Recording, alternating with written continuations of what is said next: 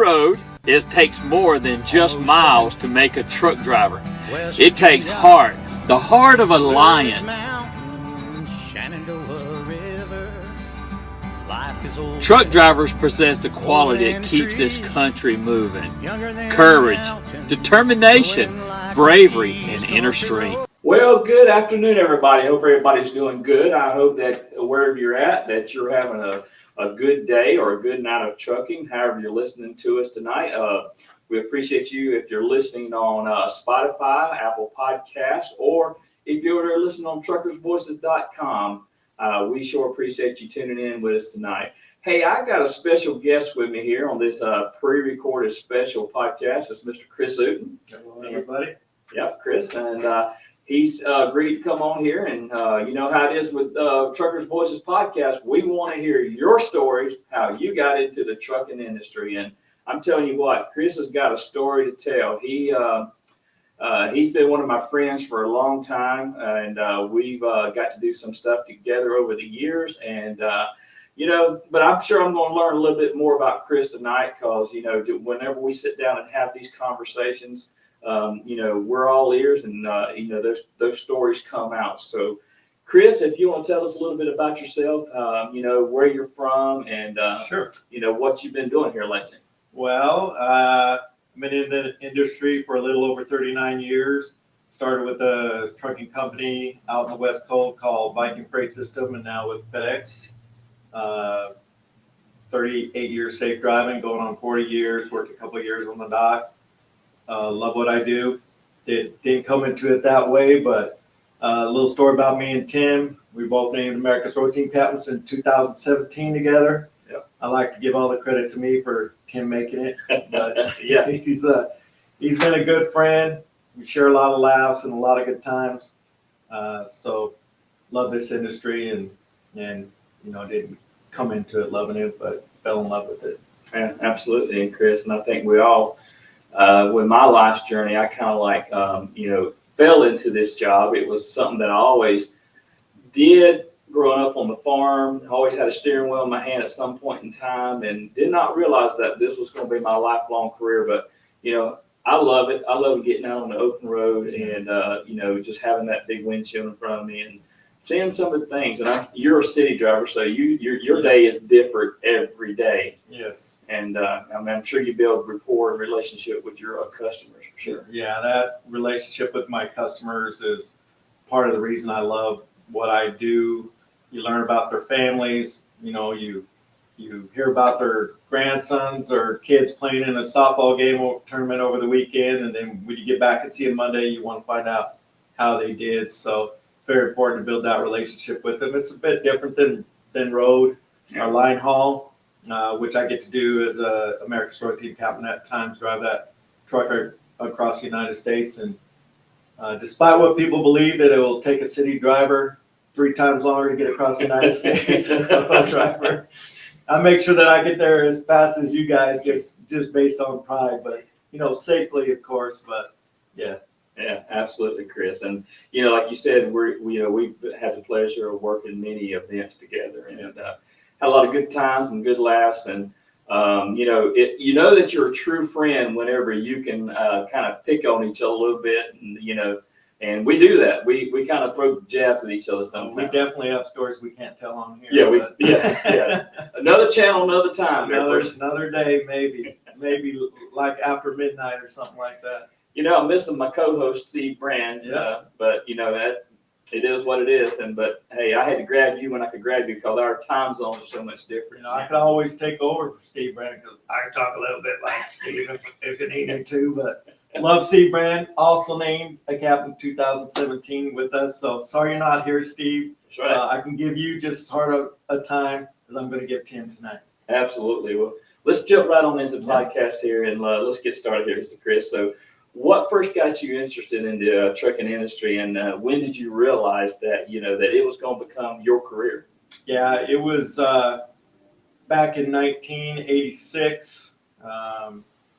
Just been married for a couple of years, and I was working in the grocery business. Been there for 5 years. Worked my way up to right below the assistant manager. I used to really marvel at the truck drivers that would come into our store to 53-footers to deliver because it was a small alley and they had to get in there and really crank it in. I was very impressed by the truck drivers.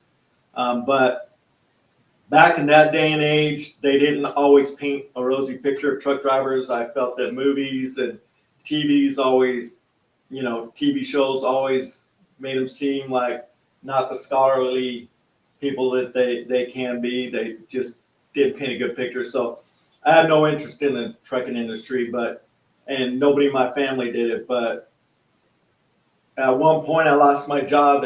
They got rid of all the positions in all the stores that I held. So I remember my brother, who worked for Viking Freight Systems, said, if you need a job, I can get you on a Viking Freight. You can start on the dock and we'll teach you how to truck, how to drive a truck. Yeah. And I remember telling him, well, I'll come work for you and I'll work on the dock, but you don't need to teach me how to drive a truck because there's no way in my life I will ever drive a truck.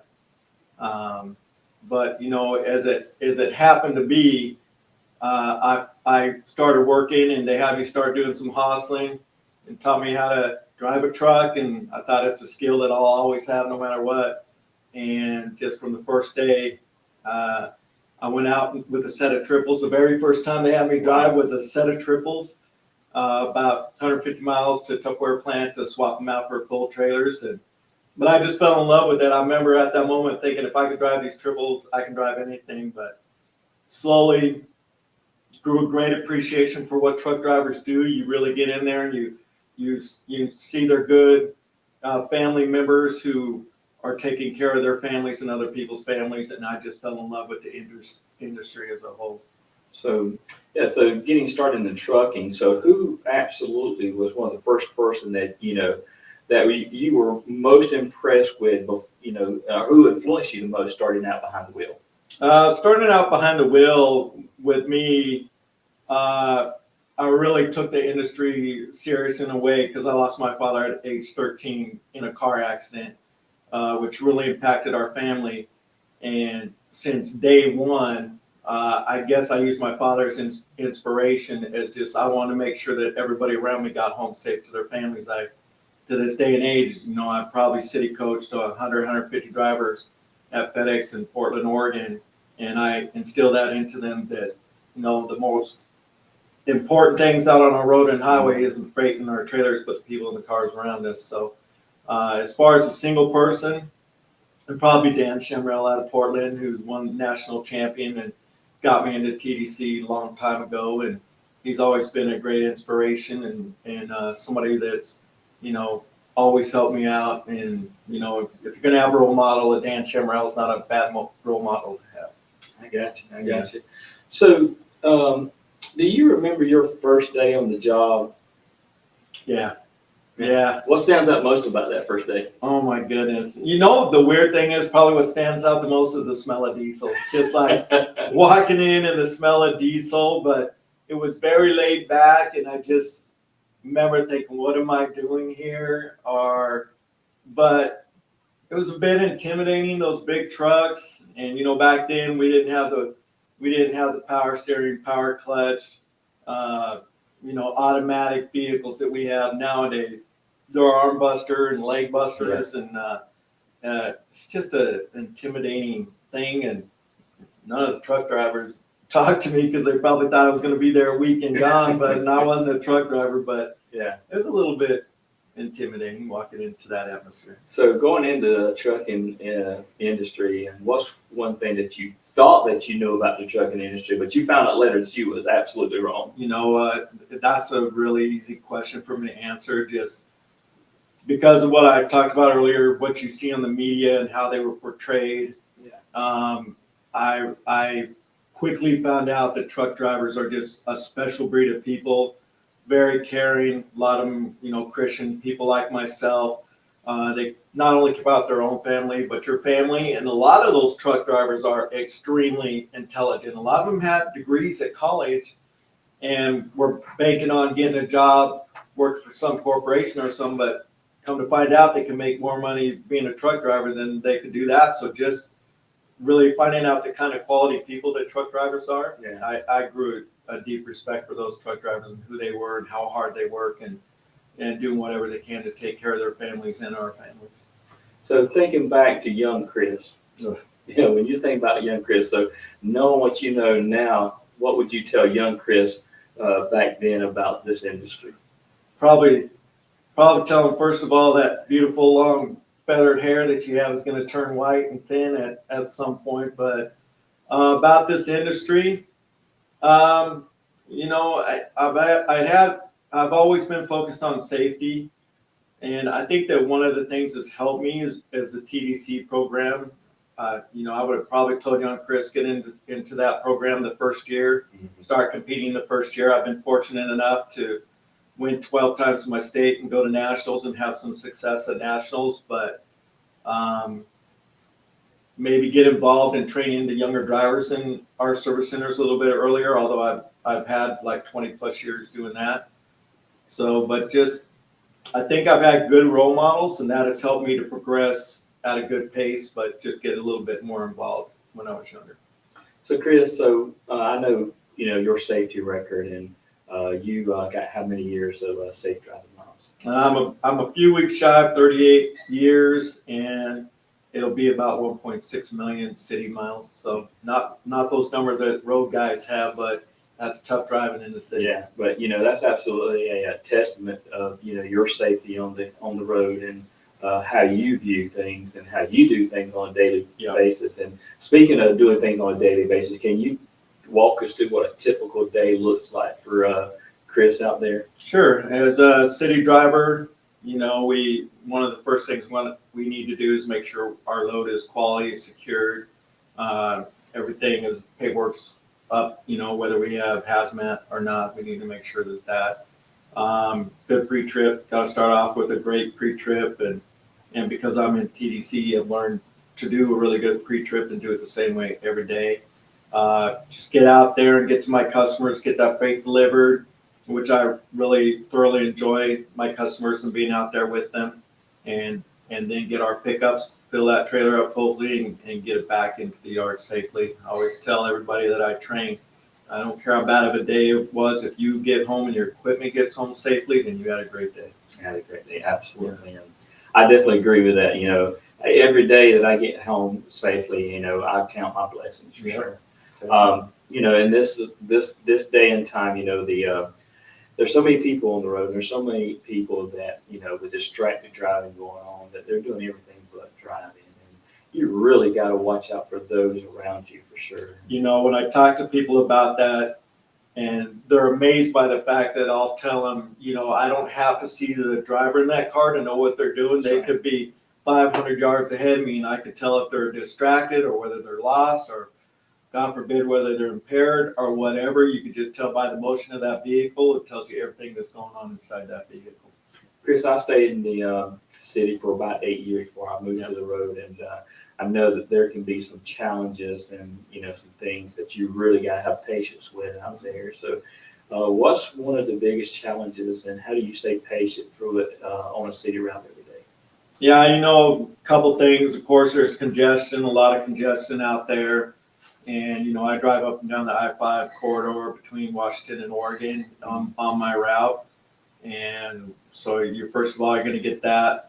One of the little challenges is customers, and when you're doing a city route, customers sometimes want to dictate what you do, to where when we see something as being unsafe and we don't want to attempt it, like that customer's going to do everything they can to talk you into it.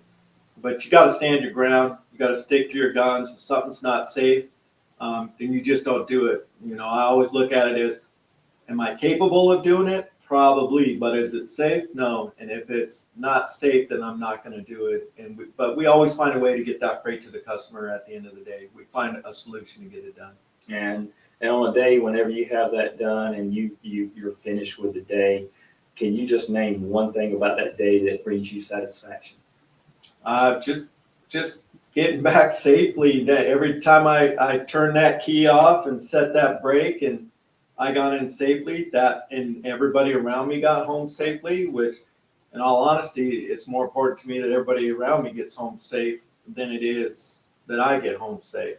I know that sounds a little backwards, but I'm responsible for all those lives around me. So that's knowing how that affects a family losing my dad, that's very important to me that everybody gets home safely. Absolutely. I mean, dealing with traffic every day, you definitely have to make sure everyone around you is safe at all times. And I mean, I deal with a lot of heavy traffic in the Atlanta area, and I mean, things change in a second, and you got to be aware of that at all times. And well, I like what you say, Tim, all the time. Look out for those who aren't looking out for themselves. That's where it comes from. Yeah. I mean, you got to look out for them. There's plenty of people that's not looking out for themselves. Oh, definitely. For sure.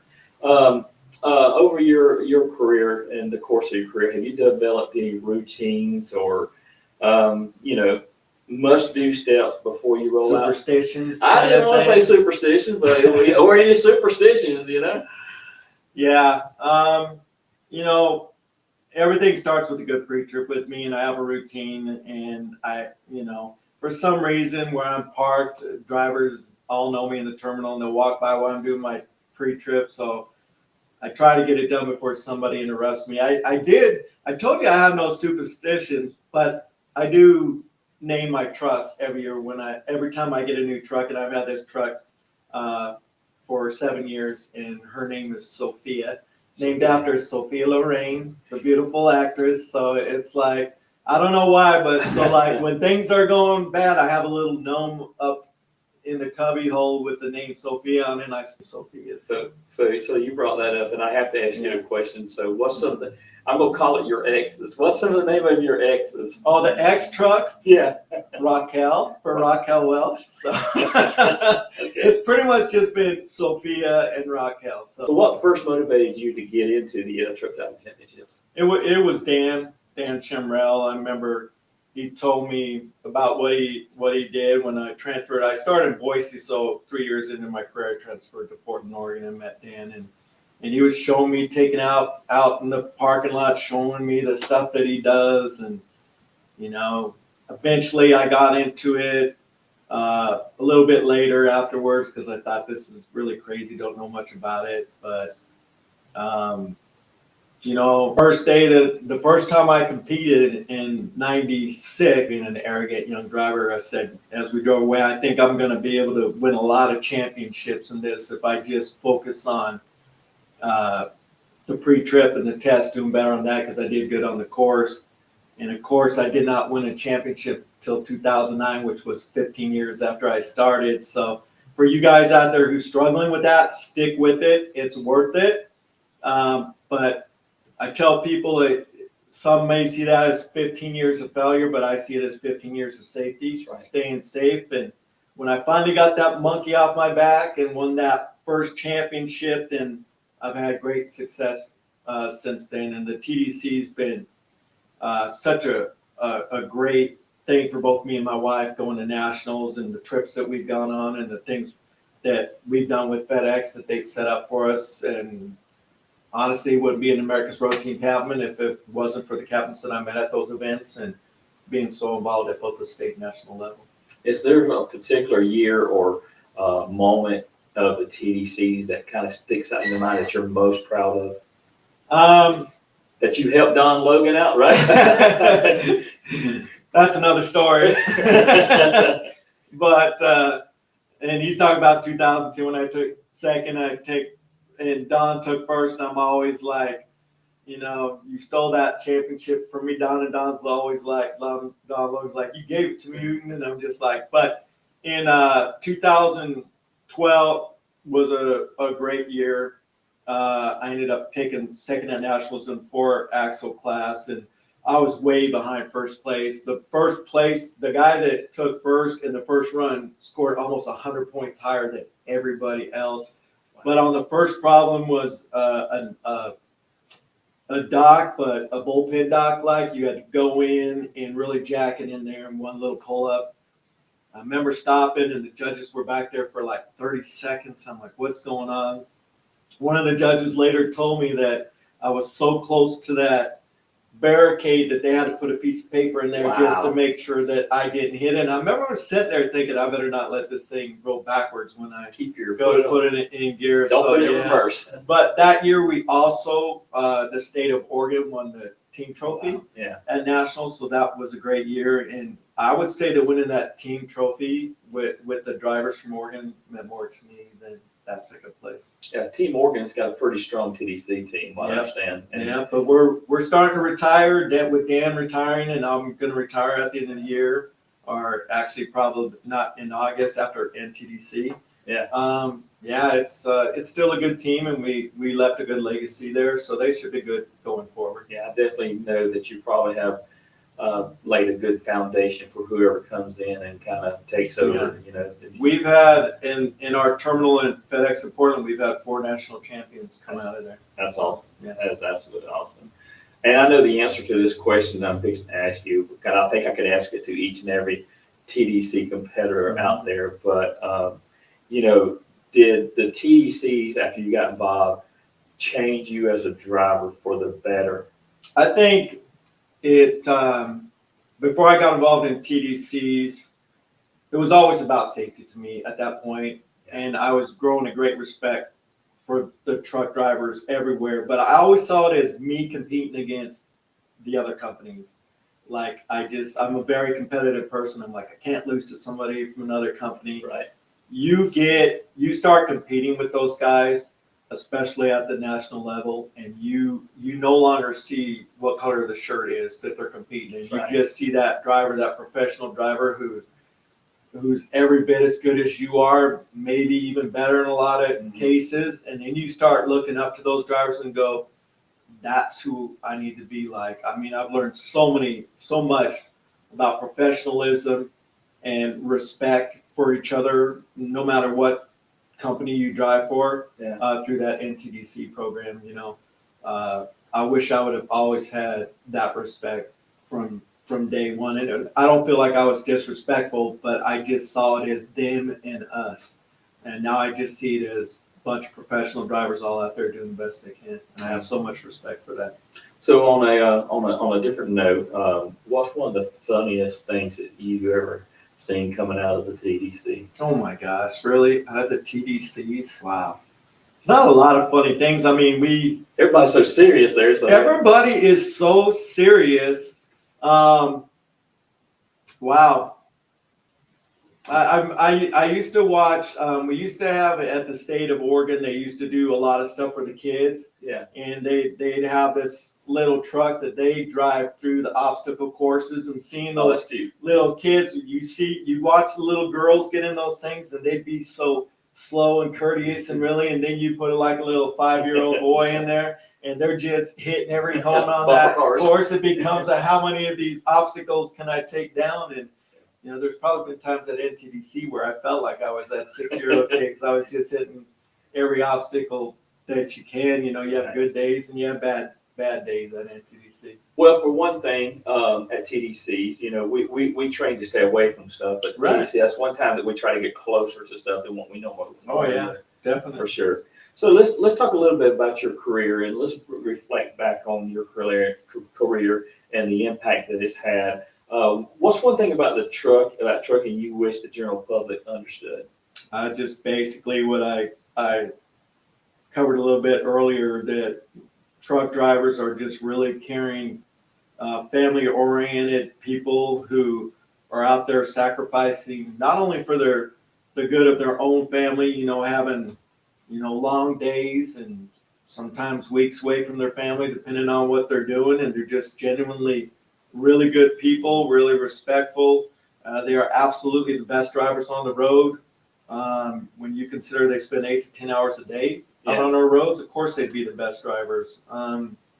They're just genuinely good people. I love the community. Well, Chris, I'm going to start winding this up as far as for the show. We call this the post-trip part of our show. So we're fixing a post-trip show with a few more questions. Okay. All right. So let's talk about retirement and what's next for Chris Outen. So as retirement approaches, what emotions are you feeling? Are you feeling excited, nervous, or a mixture of those? Yeah, it's a mixture. There's uncertainty. I know we're going to be okay, but you just wonder if you're making the right decisions.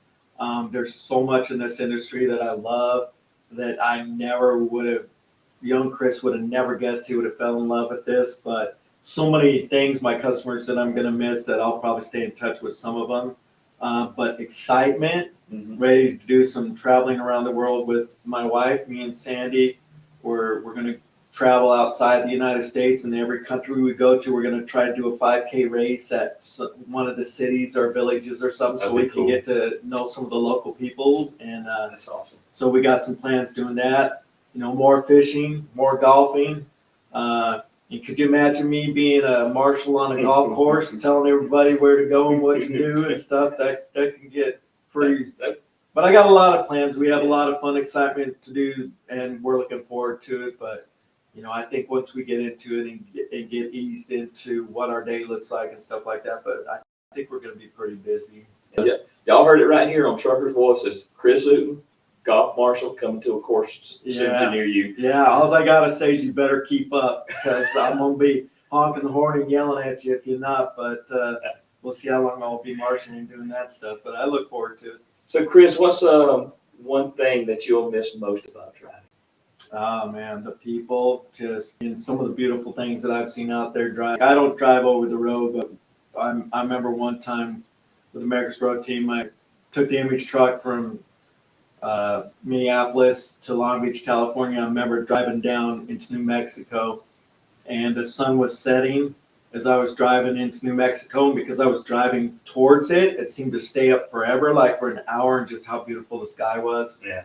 Just that peacefulness that you have when you're out there sometimes, like a moment with you and God, and He's just painting a picture for you. But just the genuinely, 90% of my friends are involved in the trucking industry, and we'll still stay, in communication. But that's probably what the people and some of the sites that I get to see is what I'll miss the most. Okay.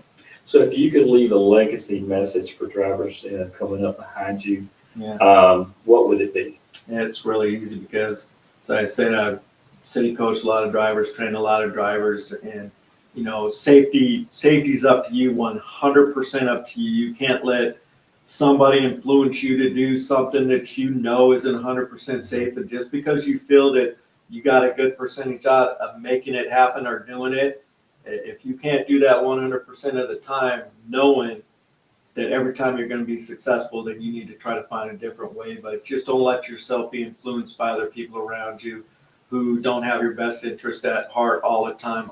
You call the shots when it comes to safety. Yeah, absolutely. Good message there for sure. So one light-hearted, fun question I got for you at last. So if your career, trucking career, were a movie, all right, what would the title be, and who would play Chris? I thought you was going to ask me what ice cream flavor would be, but what would your? Well, no. So probably one of the things, like when somebody cuts me off or does something in traffic, I want to stay professional, and normally just I'll mutter under my breath, or sometimes say it out loud, like "Holy moly!" And so probably if there was a movie, it'd probably be called "Holy Moly." But who would play you? I don't know. I don't know if Brad Pitt's good enough looking to play me.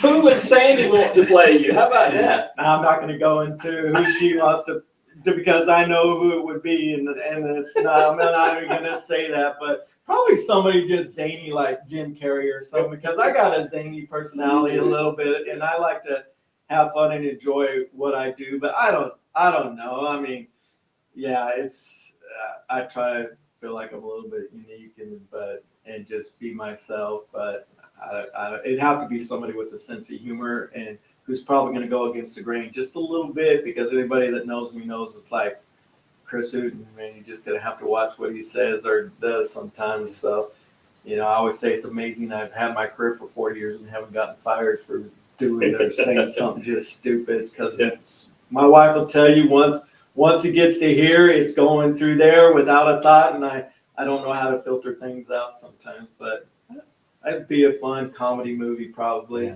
zany a little bit, something like that. So who knows, listening to all this, and you got Chris Outen here. He's retiring. He may go and make a movie about himself. No. Look for it coming to a theater near you called Holy Moly. Holy Moly. Holy Moly. Played by Brad Pitt. No, he ain't good looking enough. He ain't good looking enough. Chris, thank you for coming on Truckers' Voices, man. Appreciate it. So we want to thank y'all for tuning in tonight and listening to another episode of Truckers' Voices. And y'all stay tuned, and y'all look for the next episode dropping, and we'll see you right here next time on Truckers' Voices. And y'all stay safe. Stay safe.